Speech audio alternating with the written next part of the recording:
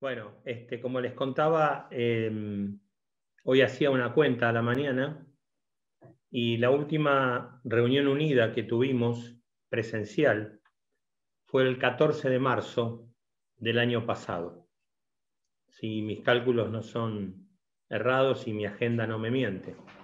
Es decir, hace un año, 4 meses y 11 días que no estamos juntos en un lugar físicamente.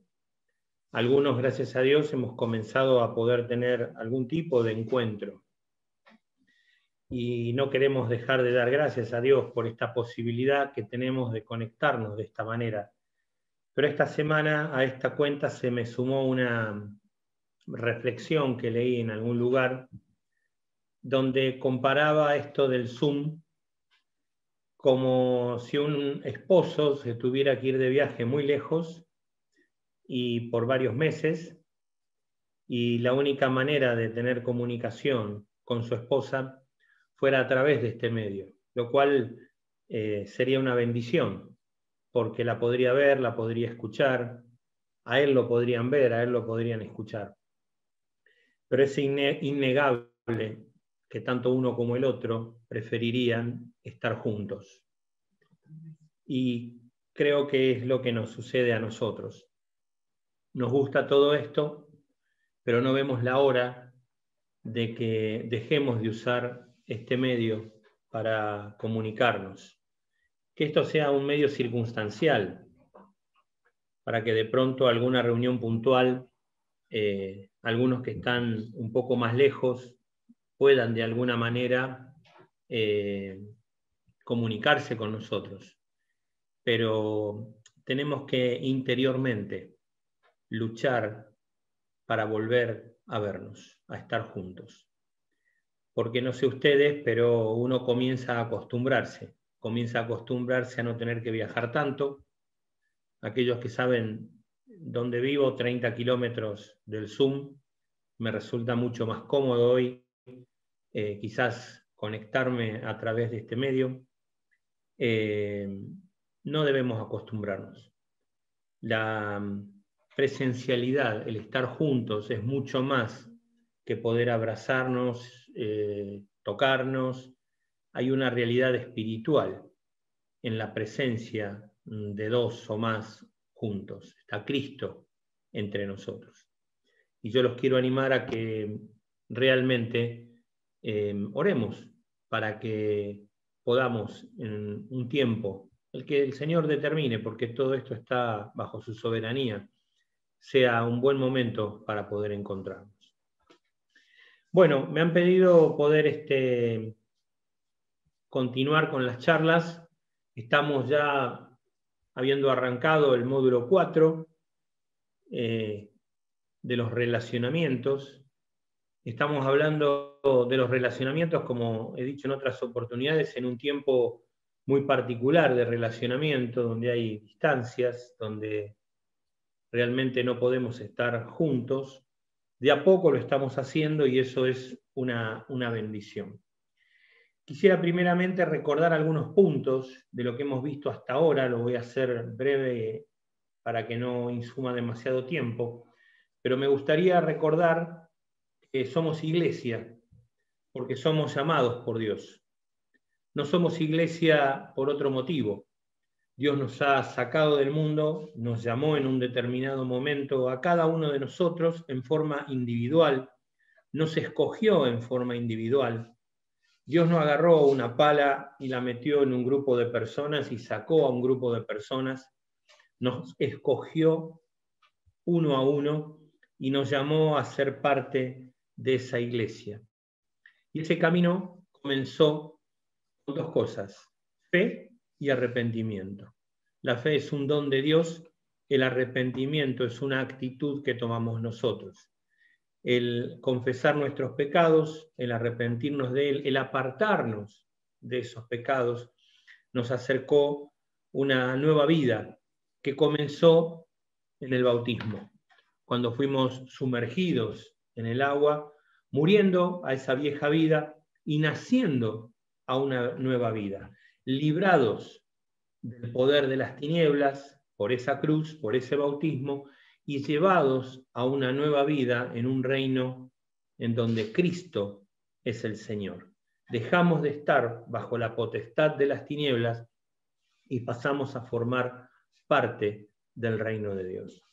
Junto con esto, fuimos bautizados con el Espíritu Santo. La misma presencia de Dios vino a morar a nuestro corazón. Vino a morar en plenitud. Me gustaría aclarar este punto. No vino un pedacito del Espíritu Santo y cuando decimos ser llenos va a venir el resto. No, hemos recibido la totalidad del Espíritu Santo. Cuando hablamos de la llenura significa cuánto de nosotros comienza a ser o está siendo controlado por el Espíritu Santo. Pero el Espíritu Santo lo hemos recibido en totalidad. La otra vez Dani de alguna manera lo mencionó cuando nos estuvo hablando sobre la alabanza y la adoración, donde habló de la música. A veces pronunciamos o tenemos en nuestra mente conceptos que no son correctos, porque los tenemos mal aprendidos o porque hemos comprendido mal la Escritura. Así que hemos sido bautizados con el Espíritu Santo y al mismo tiempo, en esa obra que hace Dios sobre nosotros, hemos sido insertados en el cuerpo de Cristo. Hemos sido hechos parte, miembros de un cuerpo. Este cuerpo es una alegoría, una metáfora, una imagen que se encuentra muchísimo en el Nuevo Testamento. La utiliza mucho Pablo para referir a lo que es la iglesia. Es el cuerpo de Cristo, en donde Cristo es la cabeza y todos nosotros miembros de ese cuerpo, sin privilegios especiales. Sin privilegios, quizás usar la palabra privilegios especiales es una redundancia, sin privilegios. Cada uno de nosotros forma parte de ese cuerpo con una capacidad dada por Dios y una importancia dentro del cuerpo que no la podemos nosotros determinar. Es Dios quien pone a cada uno de nosotros en el cuerpo, dice la Escritura, como Él quiso. ¿Qué es lo que relaciona a los miembros de ese cuerpo? ¿Qué es lo que mantiene unido a ese cuerpo? ¿Cuál es el vínculo? La Escritura dice que hay un vínculo que es perfecto y que es el amor. El amor es ese vínculo perfecto que une nuestras vidas. Es el amor de Cristo puesto en nuestra vida que produce ese vínculo. Y a través de ese vínculo comenzamos a darnos cuenta que la vida del cuerpo es una vida de relación. No podemos vivir la vida del cuerpo, la vida de Cristo, en una relación externa al cuerpo. Esa vida del cuerpo es una vida de relación en donde estamos, sí o sí, relacionados con otros. El llanero solitario, aquellos que tienen años como yo recordarán esa serie, el llanero solitario no existe en el cuerpo. El hombre que anda solo, la mujer que anda sola, no puede tener vida en el cuerpo. Es como si una mano quedara suelta del resto del cuerpo. Tarde o temprano, esa mano se va a morir.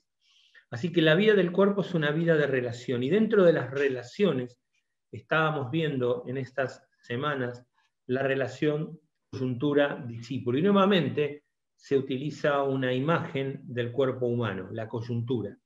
La coyuntura es una unión. La rodilla, por ejemplo, une la pantorrilla con el muslo. El codo une el antebrazo con el brazo. La muñeca une la mano con el antebrazo.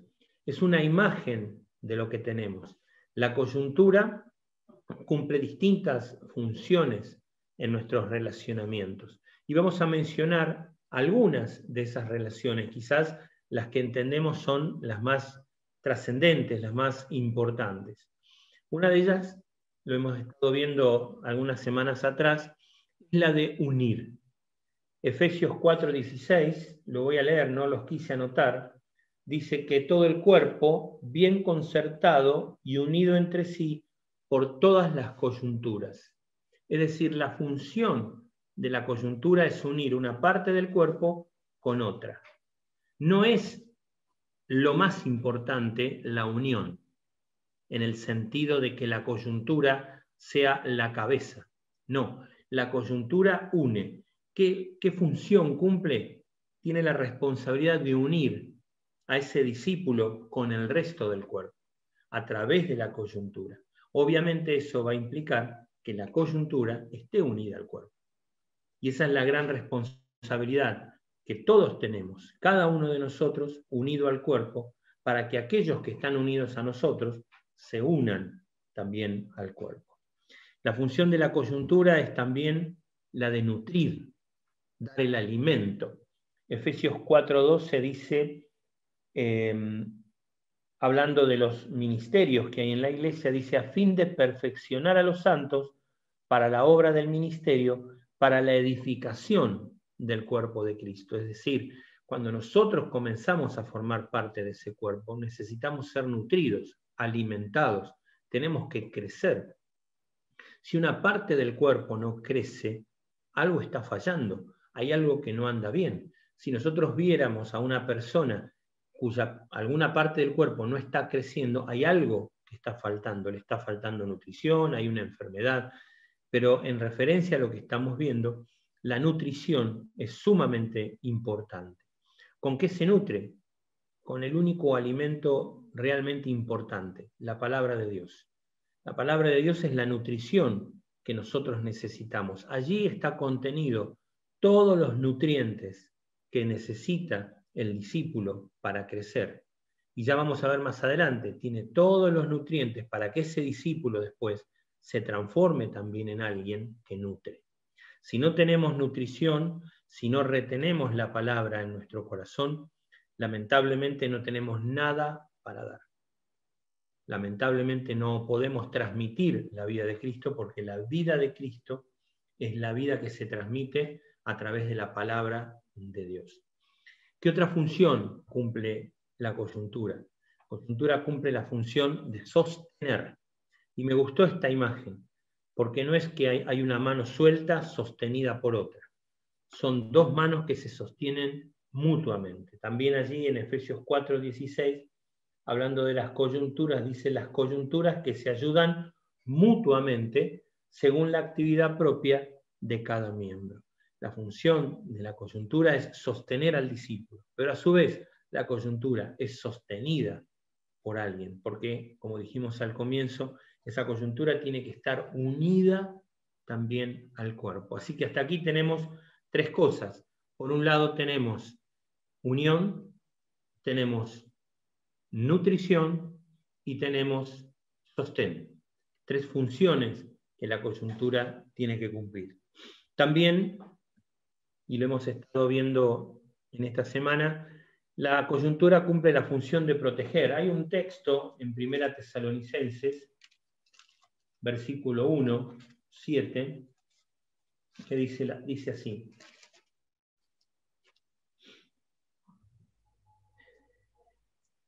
Qué hermoso es cuando uno escribe un texto y no es el que esperaba. Es 1 Tesalonicenses 2:7. Dice así, Pablo hablándole a los tesalonicenses: antes fuimos tiernos entre vosotros como la nodriza que cuida con ternura a sus propios hijos. Pablo hablándole a los tesalonicenses le habla de que la actitud de él fue la de cuidarlos como una nodriza, como una persona que no tiene en ese momento sus propios hijos al cuidado, sino que tiene el cuidado de otros. Y los discípulos no son de las coyunturas. Los discípulos son discípulos del Señor. El Señor nos lo da para que los cuidemos, para que los protejamos. Esa actitud de Pablo de hablar de la nodriza que cuida con ternura es una expresión muy hermosa que habla de la relación que tiene que haber. No es un general que tiene a su cuidado soldados. No es un sargento que tiene al cuidado soldados. Es una nodriza que tiene al cuidado los hijos de otro. Seguimos. También la función de la coyuntura es la de formar. Formar muchas veces va a significar, como está el dibujito allí, cortar. A veces va a significar cortar algo que no está bien. pero todos sabemos que cuando hay una poda sobre una planta es para que esta planta se desarrolle más, para quitar aquellas cosas que no están bien. Colosenses 1:28 dice así, Cristo en vosotros, la esperanza de gloria, a quien anunciamos, amonestando a todo hombre y enseñando a todo hombre en toda sabiduría, a fin de presentar perfecto en Cristo Jesús a todo hombre. Cuando la coyuntura forma al discípulo, lo está haciendo como un instrumento de Cristo para que esa persona se desarrolle a la imagen de Cristo, alcance esa imagen. Esa formación, de vuelta, es una responsabilidad que Dios nos está dando, no para enseñorearnos de esa condición, sino para hacer aquello que realmente es importante, formar en él a alguien perfecto delante de Cristo. ¿Para qué? Para que después esa misma persona pueda transmitir.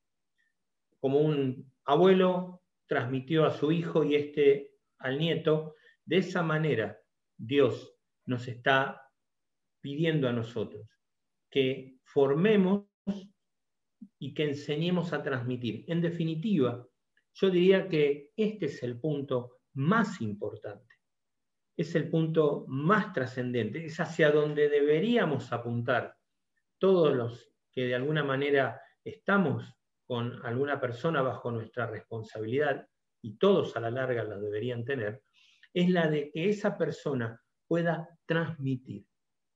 Si a nosotros nos ha llegado el Evangelio 2000 años después que Cristo lo estuvo predicando entre nosotros aquí en la tierra, es porque hubo transmisión. Es porque alguien transmitió a otro, y ese a otro, y ese a otro. Segunda Timoteo 2:2 habla un poco de esto y dice así. Pablo, hablándole a Timoteo, le dice: lo que has oído de mí ante muchos testigos, enseñanza, esto encarga a hombres fieles que sean idóneos, hombres que aprendieron, para enseñar, transmisión, también a otros. Es decir, esa es la función que deberíamos cumplir. Lo mejor que podría pasarnos es lo que nos sucede cuando un padre despide a su hijo que va a formar una nueva familia. Ha hecho todo lo que tenía que hacer de acuerdo a lo que Dios le ha pedido. Y en aquellas cosas que se equivocó, lo ha dejado en las manos de Dios, en su gracia. Pero ve a su hijo, a su hija, encaminarse a formar una nueva familia y a transmitir muchos de los valores que uno transmitió. Y en aquellas cosas que uno se equivocó, ese hijo, esa hija, a tomar de Dios esas cosas que faltaban. Pero la transmisión es el punto final que yo creo todos deberíamos apuntar. ¿Qué funciones cumple la coyuntura con el discípulo? ¿Qué tiene que transmitirle? Y aquí vamos a ver primeramente. Lo primero que debe transmitirle son las enseñanzas de Jesucristo y los apóstoles. Muchas veces se nos van el tiempo hablando de otras cosas que no están mal. Ya vamos a ver que el segundo punto tiene que ver con esto. Pero quizás nos entretenemos demasiado en hablar sobre cómo mejorar el trabajo, cómo mejorar la limpieza de la casa, cómo lograr que los hijos anden disciplinados. Pero la base de todo eso está en esto: las enseñanzas de Jesucristo y los apóstoles. Y esto está en la Escritura. Si nosotros vamos al mundo, vamos a encontrar mucho consejo de cómo trabajar, cómo llevar adelante una casa, cómo tener una buena economía, y les puedo asegurar que son muy efectivas y correctas, pero ninguna de ellas quizás está fundamentada en la palabra de Dios, en las enseñanzas de Jesucristo y en la enseñanza apostólica. Lo que nos diferencia del mundo es que todo eso que enseñamos tiene un fundamento, y ese fundamento es Cristo, y a Cristo lo encontramos en la Escritura. Si no leemos la Escritura, si no nos comunicamos con Dios a través de la Escritura, lo que estamos transmitiendo es ética, lo que estamos transmitiendo son buenas prácticas. Pero nosotros tenemos que transmitir la palabra de Dios. Nosotros tenemos que transmitir la vida de Cristo que está en la Escritura. Y las enseñanzas apostólicas terminan completando la enseñanza de Cristo, pero no porque ellos hubieran inventado algo, sino porque los apóstoles tomaron de las enseñanzas de Cristo y nos las enseñaron a nosotros, las pusieron en el contexto que nosotros hoy podemos ver. Por eso también la segunda parte de lo que la coyuntura debería transmitir a los discípulos es la aplicación de la enseñanza bíblica. Es decir, la palabra, ¿cómo la vivo en la familia? ¿Cómo la vivo en el trabajo? ¿Cómo la vivo en mi casa? ¿Cómo la vivo en la relación con las personas que no son de la iglesia? O sí, pero también con las personas fuera de la iglesia. Es decir, fíjense cuán importante es primeramente el otro punto para después poder bajarlo a una aplicación en la Escritura. El tercer punto es poder formar para poder tener responsabilidad sobre otro. Y aquí volvemos al punto transmitir. Es decir, la responsabilidad que tengo es que yo pueda dejar a esa persona y esa persona pueda hacerse cargo de otra. Esa es la responsabilidad que tenemos. Entonces, vuelvo a repetir, los 3 puntos son comunicar las enseñanzas de Jesucristo y los apóstoles, aplicar la enseñanza bíblica a la vida. Tercero, formar para poder tomar responsabilidad sobre otros. Podríamos preguntarnos entonces ahora, ¿qué condición debe tener esta relación? ¿Cómo me encuentro? ¿Cómo me relaciono ahora ya directamente con esta persona que es coyuntura? Lo primero que tiene que haber es confianza. Si no hay confianza, no hay nada. No tiene sentido. La confianza obviamente se va a ir acrecentando con el tiempo, con el relacionamiento. La confianza se va incrementando a medida que la coyuntura también, de alguna manera, abra su vida. Porque no se olviden que hay una relación mutua, es un ida y vuelta. Si la coyuntura solo se pone desde la posición de aquel que está solo enseñando y no necesita nada, la confianza va a ser muy difícil que se establezca. La verdadera confianza se establece en una relación mutua. Puse el ejemplo de este nene lanzándose al vacío porque él sabe que su papá lo va a agarrar. Él sabe que su papá no lo va a dejar caer. Esa confianza se va a ir acrecentando en la relación coyuntura-discípulo con el tiempo y el ejercicio y el encuentro y el compartir. Obviamente, esa confianza también se sustenta de muchas maneras en el silencio, en el secreto, en donde hay una relación entre ellos dos. Ahora, eso no significa que vamos a esconder el pecado.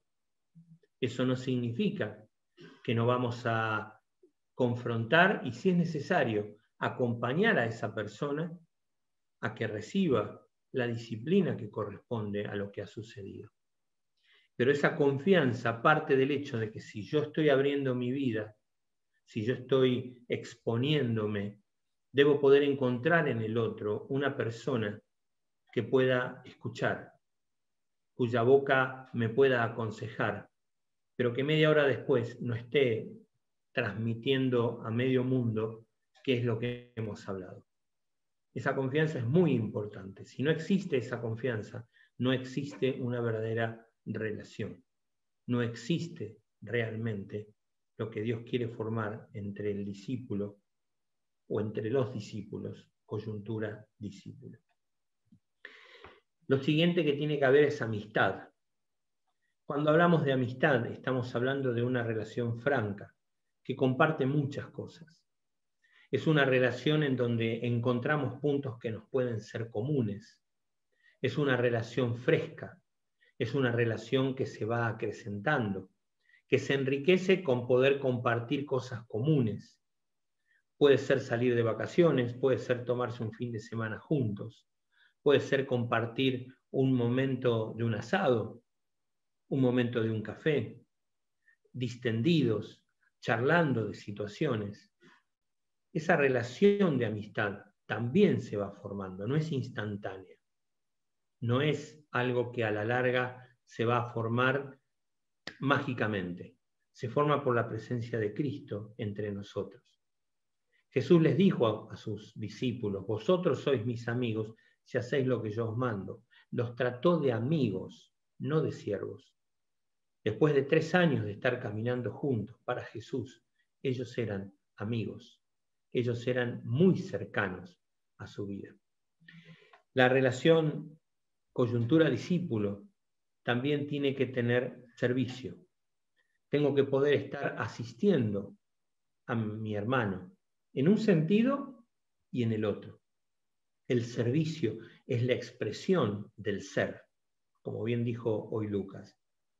No hacemos para ser, porque somos es que hacemos.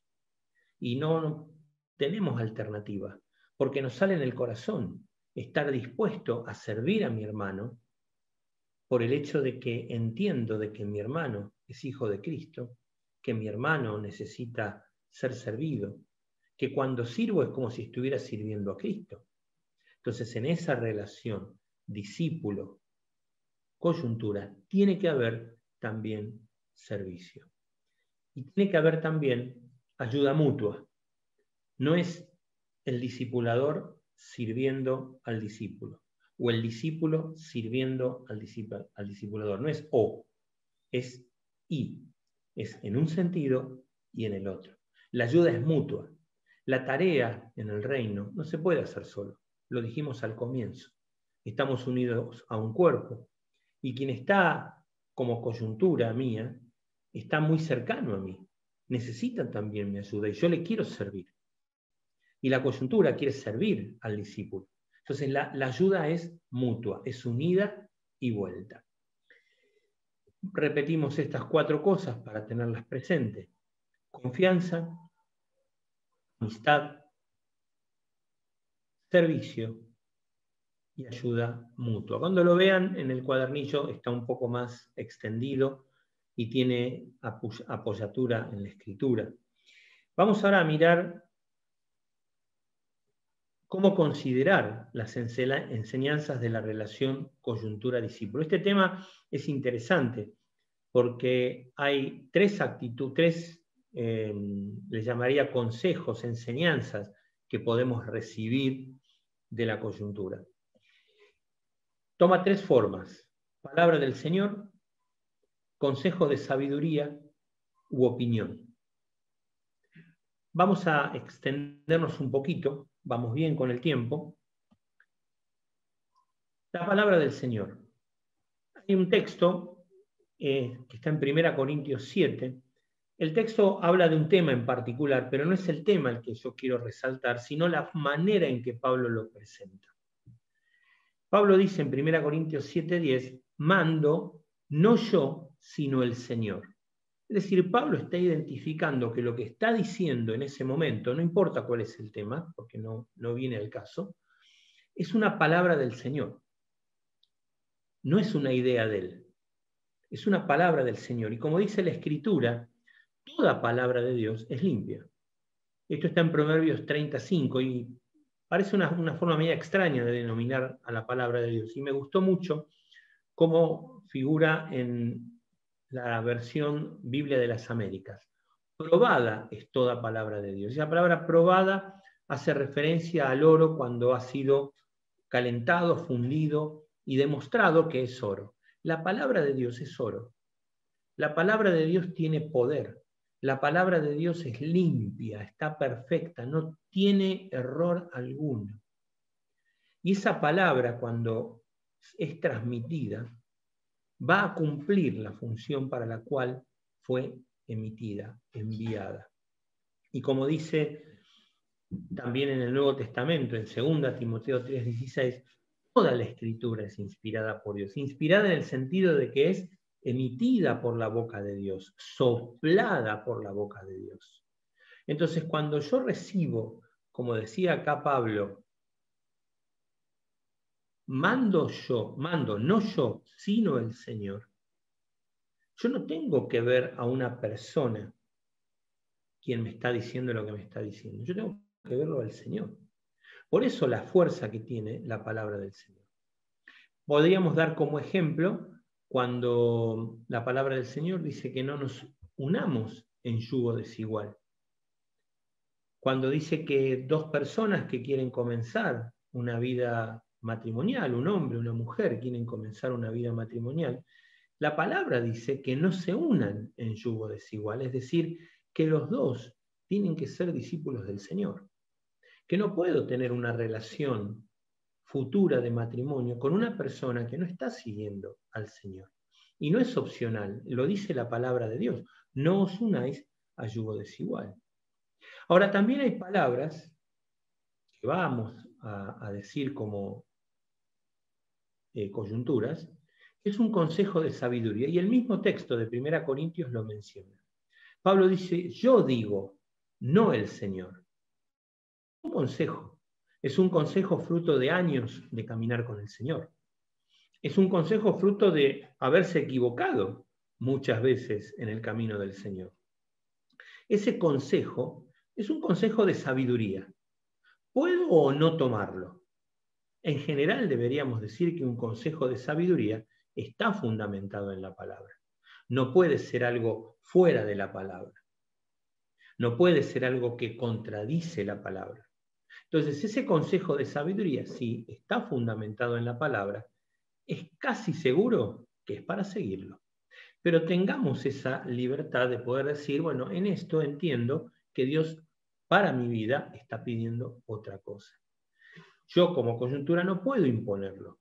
¿Por qué? Porque como dice Pablo, yo digo, no el Señor. Entonces, fíjense cuál es esa diferencia entre la palabra que dice no os unáis a yugo desigual con otra que podría estar referida a un consejo de sabiduría. Mirá, este trabajo me parece que no te conviene tomarlo porque te va a restar mucho tiempo en la relación con tu casa. Es un consejo de sabiduría. En ninguna parte de la Escritura dice, ustedes tienen que tener un trabajo chiquito de pocas horas. No dice eso. Pero es un consejo de sabiduría que, analizado delante del Señor, quizás debamos seguirlo. Y finalmente, está lo que llamamos la opinión.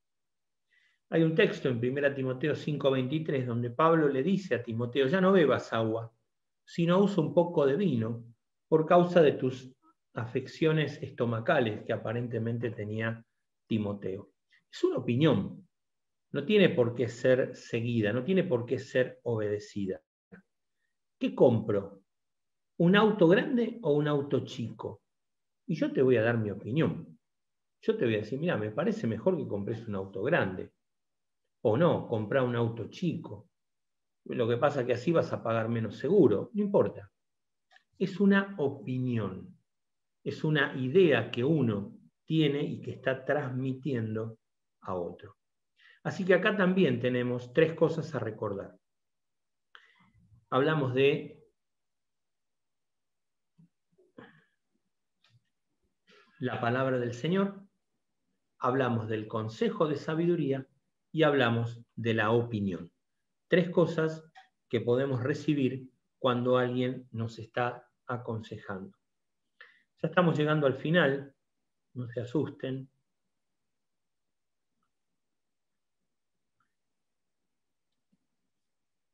Me gustaría que habláramos un poco en la relación coyuntura-discípulo. Hoy algo mencionó Lucas, fue muy claro lo que él nos expresó. ¿Cuál es la frecuencia de encuentros en la relación coyuntura-discípulo? Tenemos que reconocer que muchas veces nuestra relación con la coyuntura es esto. Necesito verte con urgencia. Algo pasó, hay un incendio. La coyuntura se ha transformado en una especie de bombero, al cual sé dónde está, y lo llamo cuando tengo un problema, cuando tengo una urgencia, cuando no sé qué hacer con una determinada cosa, pero en una situación límite, ya no hay alternativa. Esa no debería ser la relación coyuntura-discípulo. La relación coyuntura-discípulo tendría que ser una relación frecuente, una relación en donde me veo y me encuentro para compartir la vida. Pensaba en ejemplos, es como el mecánico. Es encontrarme e ir al mecánico para que revise el coche, para que vea en qué condición está, antes que haya algo que reparar. Que no tenga que ir al mecánico cuando ya siento un ruido que me indica que rompí la punta de eje de un coche o que fundí el motor. Es visitar al mecánico para que haya una revisión, es estar con la coyuntura en una relación constante. Como dijo Lucas, ¿con qué frecuencia? Bueno, será cuestión de charlarlo de eso. Algunos necesitarán más, otros necesitarán menos, dependerá de la madurez de la relación coyuntura-discípulo, dependerá de la madurez del discípulo, pero es una cuestión de revisar antes que reparar. Es como también me decía ayer Nora, mi esposa, es un control de sanos. Uno va al médico para hacerse un chequeo, no va al médico cuando ya está mal. Esa sería la actitud del bombero. Voy y llamo al bombero porque ya tengo un incendio. En la relación coyuntura-discípulo, voy para hacerme un chequeo, para estar permanentemente en luz, para vivir la vida. ¿Por qué? Porque recibir la vida de Cristo es recibirla a través de una relación que va madurando, que no es a impulsos, es una constante que va creciendo. Me gustó esta imagen, dos personas sentadas mirando una puesta de sol. Esa es la relación. Es una relación en donde compartimos cosas comunes, en donde exponemos nuestra vida, en donde abrimos nuestro corazón al otro, donde el otro también va a abrir su corazón hacia nosotros. Esa relación es lo que tiene que haber entre nosotros. No tiene que ser un llamado de urgencia, un grito al 911 porque por favor necesito algo. Va a haber esas situaciones, seguramente, pero que no sean la habitualidad, que no sea el camino en la relación coyuntura-discípulo. Finalmente, ¿qué dificultades se van a presentar en este camino de relación coyuntura-discípulo? Bueno, algunas de las cosas que pueden presentarse tienen que ver con el tiempo. Tengo que encontrar tiempo. Puse lluvia o calor y no me encuentro porque, mira, está lloviendo. No me encuentro porque hace mucho calor. No me encuentro porque, mira, es muy lejos. No me encuentro porque estoy cansado. No sabes cómo viene el trabajo. No me encuentro porque, ¿sabes qué? Arreglé con otros y tenemos algo para hacer. En definitiva, tengo que tener prioridades. Tengo que comprender cuál es la prioridad en mi vida espiritual. Mi relación con Cristo, mi relación con el cuerpo. Hay una vida que tiene que fluir y que obviamente, si nosotros no ponemos límite a estas dificultades, lamentablemente la relación no se va a dar, la relación no va a crecer. Nadie niega que en una sociedad como la que estamos viviendo, el tiempo nos falta. Nadie puede negar que llueve o que hace calor. Nadie puede negar que quizás la distancia, el tomarse un momento para encontrarse con alguien. Esta semana los hermanos del grupo vinieron aquí cerca de mi casa para encontrarnos y tener nuestra reunión de oración. Tardaron casi 2 horas en venir por un choque que había o embotellamiento, vaya a saber qué, que había en la Panamericana. Pero igual vinieron, e igual tuvimos nuestro tiempo. No llegaron a mitad de camino y me llamaron y me dijeron, mira, lo dejamos porque realmente está complicado. No, perseveraron. Llegaron más tarde y obviamente volvieron más tarde a sus hogares, pero entendieron que era prioritario que nos pudiéramos encontrar para compartir, para orar juntos, para tener vida entre nosotros. En una época como la que vivimos, en donde el entretenimiento está tan metido en nuestros hogares, la diversión, quizá la palabra mejor es entretenimiento. Yo no encontré un cartelito que dijera entretenimiento y por eso puse diversión. Es un problema y es un tema que nosotros tenemos que evaluar. Y tenemos que ser sinceros y tenemos que realmente confrontarnos nosotros mismos delante del Señor y hablar con claridad, que muchas veces tenemos tiempo para otras cosas, pero no tenemos tiempo para el encuentro con el hermano. Y termino leyendo el texto de Hebreos 6:10 porque me anima, porque quiero que nos sintamos animados en esta relación coyuntura-discípulo. Hebreos 6:10 dice: Dios no es injusto para olvidar vuestra obra y el trabajo de amor. Habéis mostrado hacia su nombre, habiendo servido a los santos y sirviéndoles aún. Esa es la relación que tiene que haber entre coyuntura y discípulo. Una relación de servicio, una relación de amor, una relación en donde Cristo va, de alguna manera, como dice el texto, Dios no es injusto para olvidar vuestra obra. Vamos a estar cansados, vamos a estar agotados, vamos a no saber qué hacer en muchas oportunidades, pero sepamos esto: Dios no es injusto para olvidar nuestra obra de amor, sirviendo y habiendo servido a los santos. Termino aquí, como siempre, con el último cartelito. Continuará, porque esto no termina. Gracias, que el Señor les bendiga.